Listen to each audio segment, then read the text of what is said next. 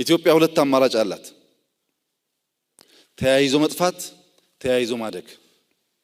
አጥፍቼ እኖራለሁ የሚባል ነገር የለም። እኔ አጥፍቼ እንትና መትቼ መኖር እችላለሁ የሚባል ነገር የለም። ወይ ተያይዘን እንጠፋለን ወይ ተያይዘን እናድጋለን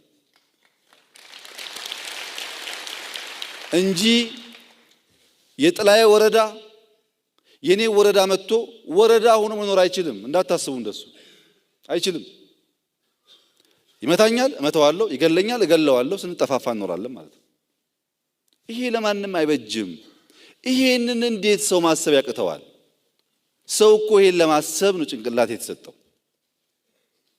እኛ በቁጥር በታሪክ ከኛ ያነሱ ትናንሽ አገራት ሳይቀሩ በቀን አንድ ምግብ እየበላ ተማሪ ይማራል። እባካችሁን እርዱን፣ ሃይስኩል የለንም፣ ሃይስኩል እንስራ፣ እርዱን እያል እዚህ ወንድሙን ለመግደል ክላሽ ቢገዛ ድንቁርና እንጂ ምን ይባል ይችላል? ይሄ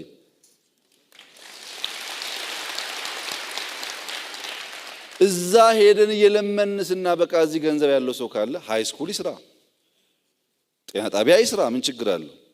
እንኳን ሰው ለሀገሩ ልጅ እንኳን ለወንድሙ ለባዳ ይሰራ የለ እንዴ? ይሄን ማስተዋል ያስፈልጋል። ምንጣላውን ሰው እያወቅን እንሂድ። ልክ እንደ ድሮ ህፃንና ህፃን ሲጣሉ እዛ የለችውን እናት እንደሚሳደቡት አይነት ነገር አሁን ከመንግስት ጋር ስንጣላ ዘለን ሀገራችንን ለማፍረስ የምንሰራ ከሆነ አልገባንም ማለት ነው። ሀገር የኢህአዴግ አይደለም፣ ሀገር የአብይ አይደለም። ሀገር የሁሉ ኢትዮጵያውያን የመጀመሪያም የመጨረሻም ነገር ነው፣ የማይተካ የጋራን ነገር መጠበቅ በእጅጉ አስፈላጊ ነው።